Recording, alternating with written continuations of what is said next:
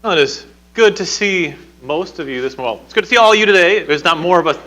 That came out way wrong. It's good to see all of you. It's sad that there's not more here, but we understand there's a lot of people that are feeling sick. So there was at one point a young man who you could call a surly teenager. He got this notion in his mind that he shouldn't have to exercise any responsibility in the home. He felt that since he was young, that he shouldn't be made to do chores or participate in the family business, that he shouldn't be made to do his homework or to do his Bible study because he was young and it should be his freedom to go and do whatever he wants, play video games all day and ride his bike with his friends and such. Now, in one particular day when he was feeling particularly surly, he expressed this opinion to his parents. And his parents, being the people they were, they quickly disavowed him of this particular opinion. But this young man isn't the only one who has ever felt that way. There are a lot of young people that feel that they shouldn't be required to have any responsibility, that they should be allowed to do whatever they want, and that anybody who tries to make them do stuff, well, that's the bad guy. And sadly, there are many parents who seem to have that same concept.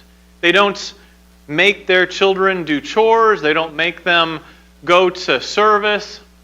They don't make them learn responsibility. But then, when those same children get to be 18 or 20, those parents expect them to go and get good schooling at college and be successful in getting a job and their own place to live and making good decisions in relationships. But the thing about that is, children who are not taught responsibility turn into adults who act like children. And so they have the failure to launch. They don't go and be productive in their adult lives. So that's not the outcome we want, is it? So what's the solution? What are we to do about this? Well, today, as we are wrapping up our sermon series about God's wisdom for the family, today we are going to be talking about the child's part in the family. And of course, today when we're talking about the child's part in the family, we have very few of the children with us. That's the way it goes sometimes. There's the live stream going. And just for the sake of clarification, when I say child in this sermon, I'm talking about anybody who's not yet an adult. From small, little children up through high school and maybe even into college. All of them are being wrapped up in today's sermon. And honestly, to be entirely honest, this sermon's more for teenage people anyways. But the younger ones will get something out of it. And as a side note, parents and grandparents and friends will also get something out of it because we're going to be talking about what those parents, grandparents, and friends can help to teach these young people. So to have this conversation today, we're going to look at 4 areas of responsibility that the Bible shows young people should be working toward.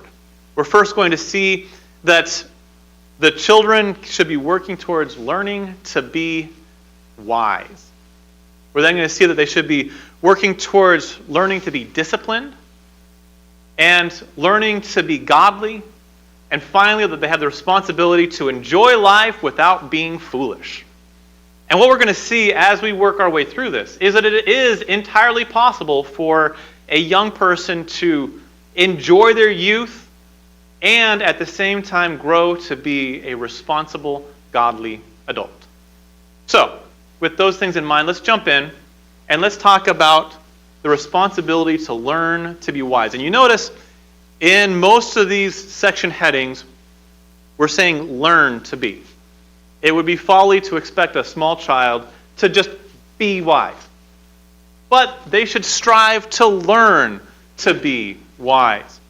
Let's go to Proverbs 15. We're going to be spending a lot of time in Proverbs because the Proverbs has a lot to say about the conduct of old and young. Proverbs 15 verse 20 says, "A wise son makes a father glad, but a foolish man despises his mother. Now, there's a couple different ways that you could take that first part. A wise son makes his father glad. One way to take it would be that a son who is wise purposefully does things that makes his father glad or happy. But we're going to look at it from a slightly different way. And that is that a father is glad when his son is wise. Parents take joy in their children doing wise action. Goes on and says, but a foolish man despises his mother. So that foolish person, that man who's foolish, well, he despises his mother's teaching. But now let's go talk to that surly young man we talked about earlier. And he might say, well, why should I care what makes my father glad? After all, he's just that old guy that tells me stuff to do. Why should I care what makes him glad? And furthermore, that same surly young person might say, well, what does being foolish have to do with despising my mother? I love my mother. I don't despise her. What does me being foolish have to do with despising her? Well, those are really good questions. And those are questions that we're going to discuss in Proverbs 4, 10 through 19. Proverbs 4, starting in verse 10, and we read, hear my son, and accept my sayings, and the years of your life will be many. So this is written from a father's perspective. He says, hear my son, accept my sayings. So he wants his son to listen and not just hear, but to do what he's instructing him. And he gives the reason. And the years of your life will be many.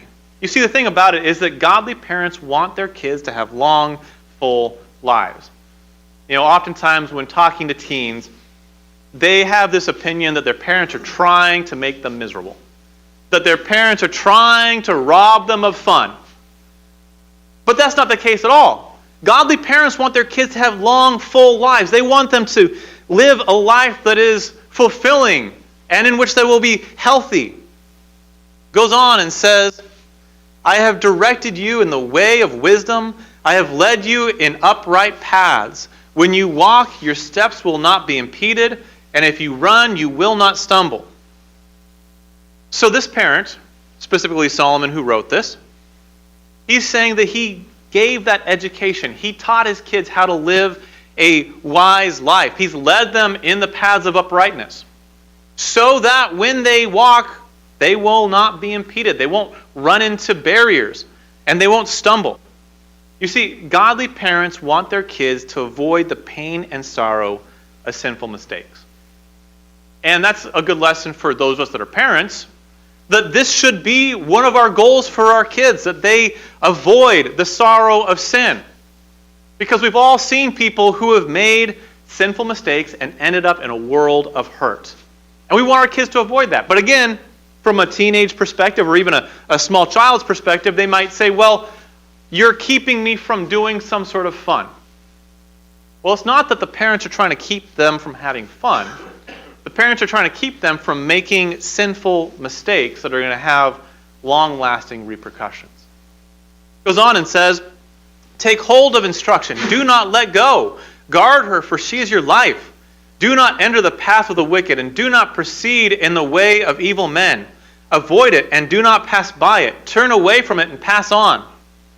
So he tells his child, take hold of instruction and don't let her go. He wants his children to grasp that instruction because, honestly, that instruction is what's going to carry them through. Now, for parents, this implies that we are giving our children or grandchildren instruction, right?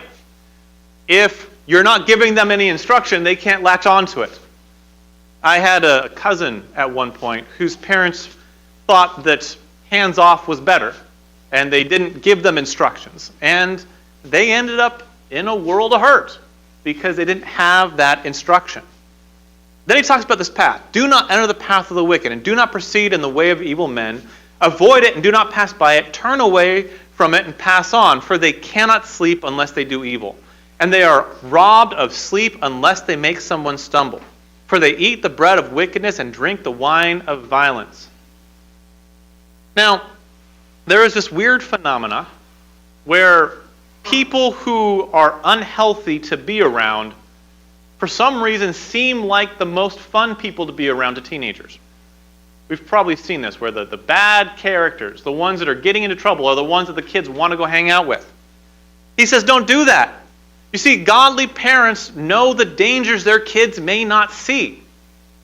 And so from a child or a teen's perspective, it may look like their parents are being unreasonable by saying, no, you can't go hang out with those people. You cannot spend time with those people. But the parents are trying to keep their child from getting into dangers that the child may not see. I remember this in my life. There was a particular friend that I wanted to go spend time with, and my parents said, no, you can't. And I thought they were unreasonable. I thought they were being mean.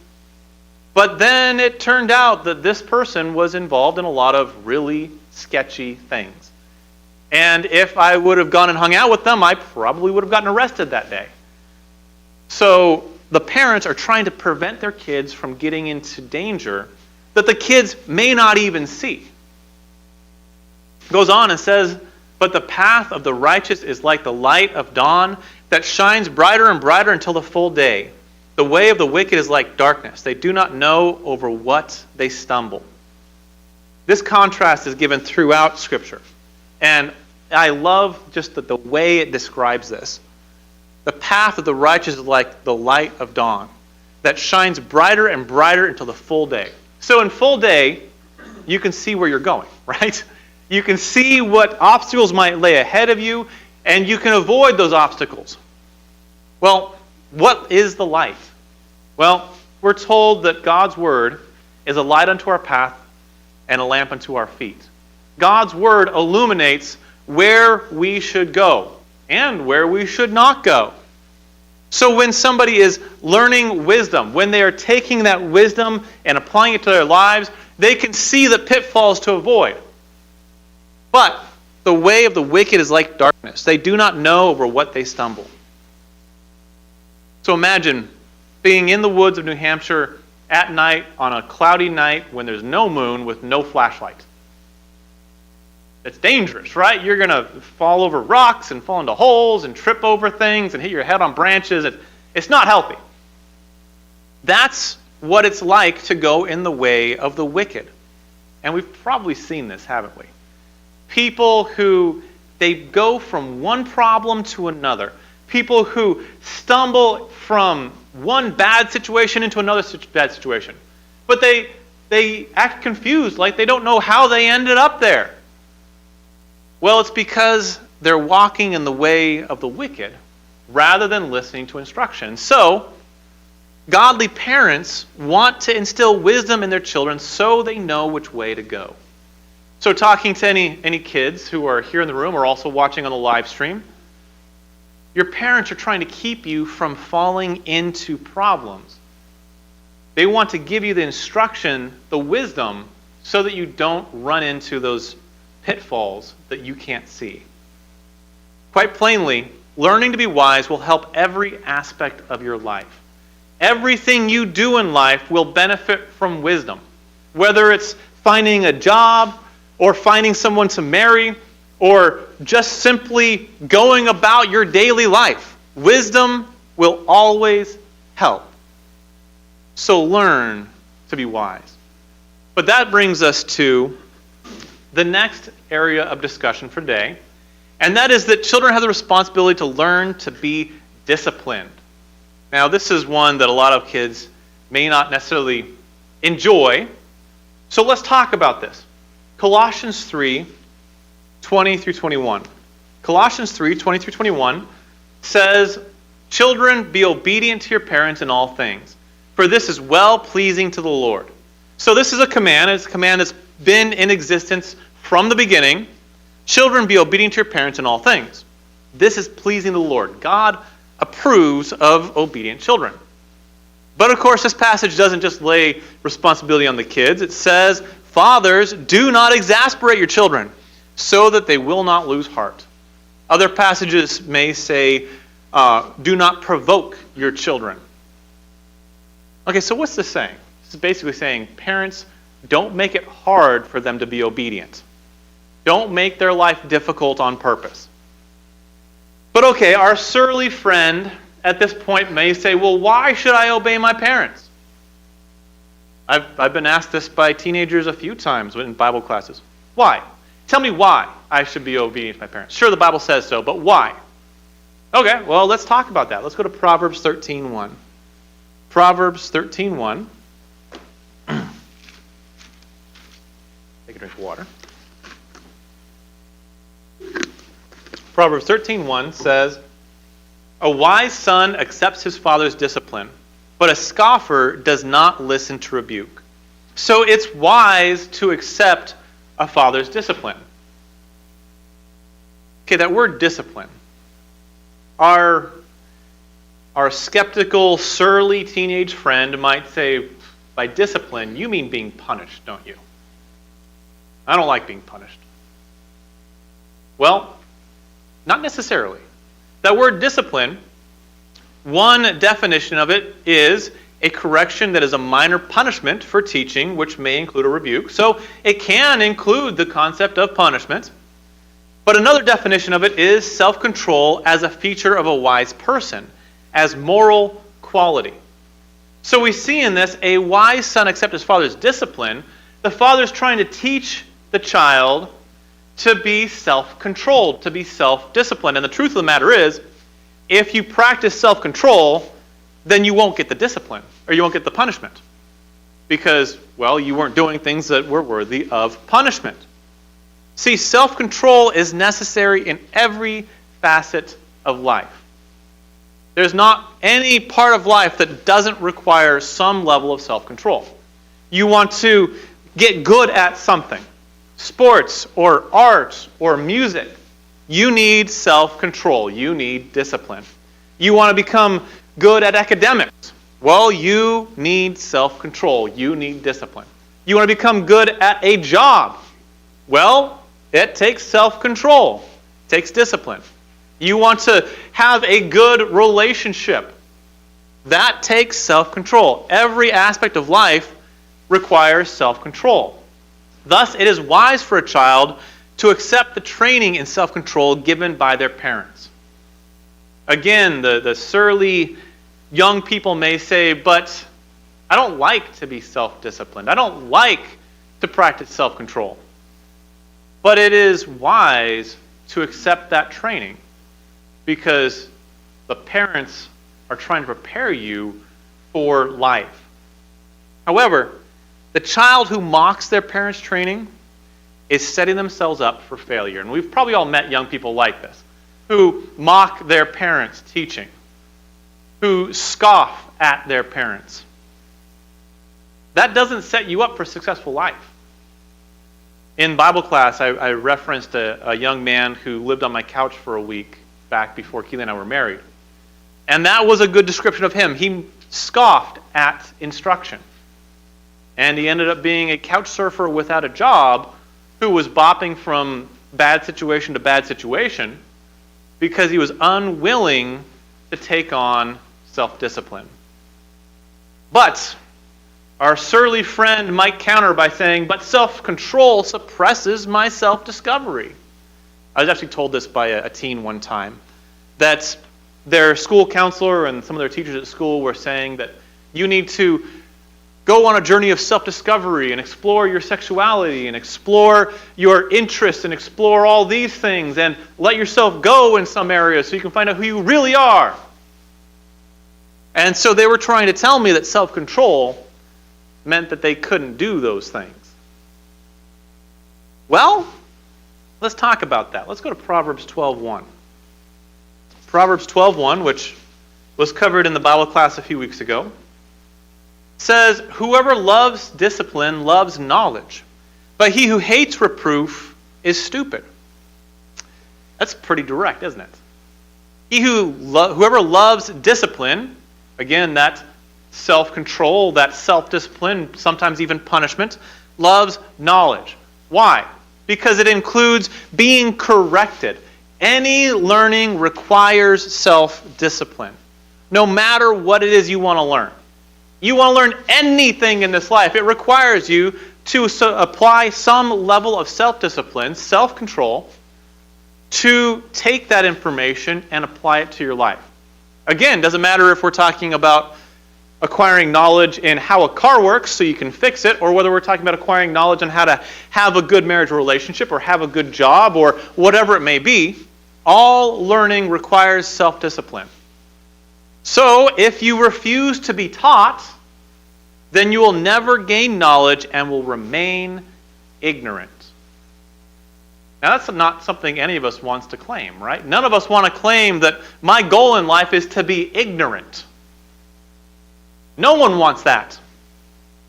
Well, if you refuse to be taught, that's what's going to happen. So, learning to accept discipline will help every aspect of your life. No matter what it is you are doing in life, no matter what it is you want to do in life, learning self-discipline, learning to accept discipline from others, will help every aspect of your life. Now that brings us to the third and what is probably the most important aspect we're going to talk about today, and that is that young people have a responsibility to learn to be godly. And as a little bit of a preface, it is possible for young people to learn to be godly. Let's go to Proverbs 23. Proverbs 23, 15 through 25. And in this section, again, we see the writer speaking to his son. And we read, "My son, if your heart is wise, my own heart also will be glad, and my inmost being will rejoice when your lips speak what is right." So a godly parent takes great joy in their children being godly. When their children speak righteousness, when they do what is right, parents rejoice because that's what they want to see. Goes on and says, "Do not let your heart envy sinners, but live in the fear of the Lord always. Surely there is a future, and your hope will not be cut off." I love the view of the future in this. Because when we're talking to kids, the future is kind of nebulous to them, right? They have very little concept of 20 years down the line. To them, reality is now and maybe tomorrow. So he says here, don't let your hearts envy sinners. We could talk about this as saying, if you build a habit of desiring what sinners have, then you will set yourself up for failure. If a child builds the habit of always wanting what others have that is sinful. Oh, I see those rappers who are glorifying drugs and alcohol and rampant sex and crime, and they seem to have all the bling, they seem to have all the fancy stuff. I want what they have. Or we look at the people in our close circle of friends who are willing to bend or break the rules, and they seem to have all the cool stuff. If a child builds the habit of desiring what sinners have, what's going to end up happening? Well, they'll end up following that example, and they'll set themselves up for failure. The habits you build now impact your future. So building a habit of following God results in a healthy future. As a young person, whatever age you are right now, the habit of following God starts now, wherever you are, whether you're 6 or 20. The habit starts now. You can't push off that habit building till tomorrow, because tomorrow never really comes. You have to start today. He says, "Listen, my son, and be wise, and direct your heart in the way. Do not be with heavy drinkers of wine or with gluttonous eaters of meat, for the heavy drinker and the glutton will come to poverty, and drowsiness will clothe one with rags." Okay, so why does it matter who you spend time with? Do not be with heavy drinkers of wine or with gluttonous eaters of meat. Well, why does that really matter? They're the ones sinning, not me. Well, for one thing, bad company corrupts good morals. And also, your habits shape your life's direction. If you build a habit of being around people who indulge in sin, you're going to indulge in sin. That's the way that peer pressure works. And if you build a habit now, as a young person, of indulging in sin, well, your life's direction is going to go in that sinful direction. Bad habits lead to harsh life situations. And again, we can point to life experience where we've seen this sort of thing come about. People who, they build bad habits. They build those habits of indulging in illicit substances or illicit relationships, or just simply building habits of making bad decisions and not listening to advice. And they end up in situations that are harsh. They end up with heartbreak because they've made bad relationship decisions over and over again. They end up in financially difficult situations because they can't hold a job. They end up in bad health situations because they've done things to their body that cause them to be, well, not healthy. Bad habits lead to harsh life situations. So he says, listen to your father who begot you, and do not despise your mother when she's old. Buy truth and do not sell it. Get wisdom and instruction and understanding. So rather than following the bad examples, listen to the teaching of your parents. They're trying to teach you how to have a healthy life. And he says, buy truth. Now, can we go out to the corner store and pay money to get truth? No. But the idea here is invest in it. Invest your time, your effort, your energy into learning truth. And then don't forsake it. Don't throw it out the window. Get wisdom and instruction and understanding. Gain those things.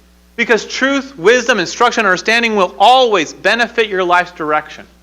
Every single time, truth, wisdom, instruction, and understanding will make your life's path better. They will direct the decisions you make. And if you apply wisdom and truth and instruction and understanding, then you are more likely to make the better decisions and end off better off in general. Then says, the father of the righteous will greatly rejoice, and he who sires a wise son will be glad in him. Let your father and your mother be glad, and let her rejoice who gave birth to you. Again, it comes back to the righteous child, the child who is learning to be godly, brings joy to their parents. See, learning to be godly will help every aspect of your life because you will be avoiding the pitfalls that come from sin. So up to now, we've talked really pretty seriously. We've talked about responsibilities to learn to be wise and to learn to be disciplined and to learn to be godly. Now let's talk about the fun part, because I can almost hear some older people say, but David, young people should be having fun. They should be enjoying their life. They should be out there exploring. And you're absolutely right. So the fourth responsibility we're going to discuss today is that they have the responsibility to enjoy life without being foolish. Let's go to Ecclesiastes 11. Ecclesiastes 11, verses 9 and 10.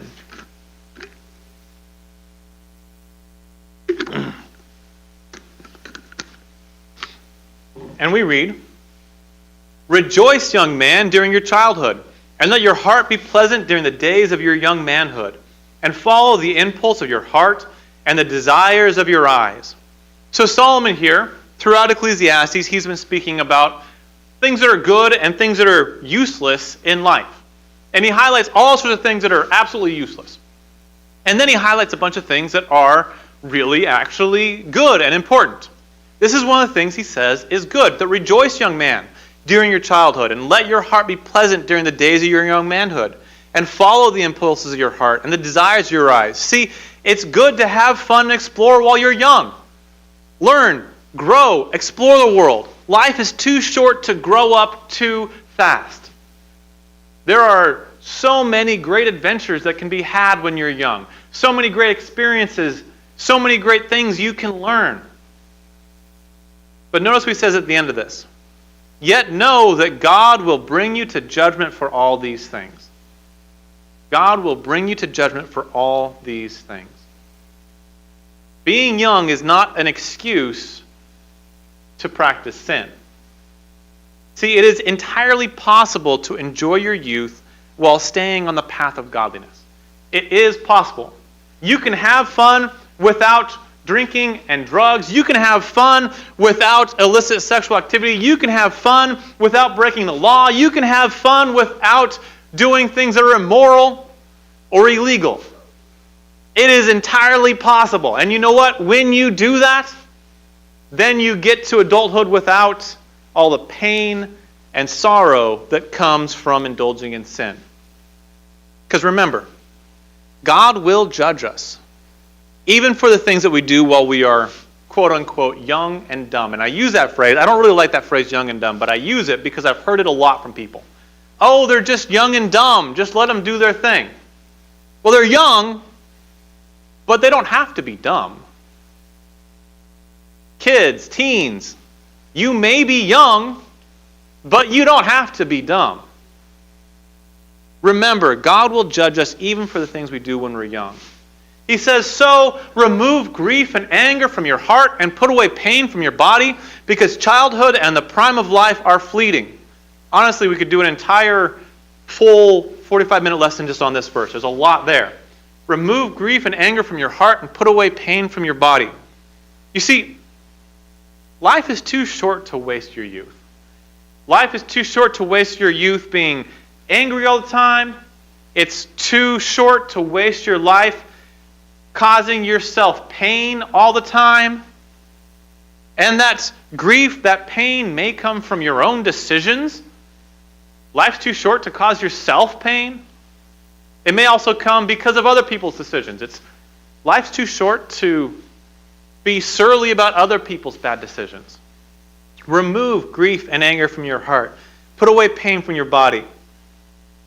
Because childhood and the prime of life are fleeting. Life is also too precious to ruin in your youth. Indulging in sin, indulging in damaging behavior, well, it ruins youth. And life is too precious to ruin your life in your youth. So, today, as we've been discussing the child's part in the family, we've discussed some responsibilities that kids have to learn to be wise, to learn to be disciplined, to learn to be godly, and to enjoy life without being foolish. And by extension, those who are parents and grandparents see their responsibility to teach the young people these things and how to be these things. Remember, youth is no excuse for wrongdoing. God isn't going to say, well, yeah, you were only 16, so I'll give you a pass for that. He's going to hold us accountable. So, enjoy life while applying yourself to build godly habits. Enjoy your life. Enjoy your youth. But while also applying yourself to build those godly habits. Now, today, as we're wrapping up our sermon, we have few people here today, but that's okay. If you have a need, maybe you're a Christian, you need the prayers of the congregation or help in some way, the invitation's for you. And when we have our invitation song, I encourage you to come up to one of the front rows and one of our elders will come speak with you. And if you are not yet a Christian and you want to learn how to become one, we would love to help you in that endeavor. Whether you're watching online or here in person, please let your need be known as Bob comes and leads us in this invitation song.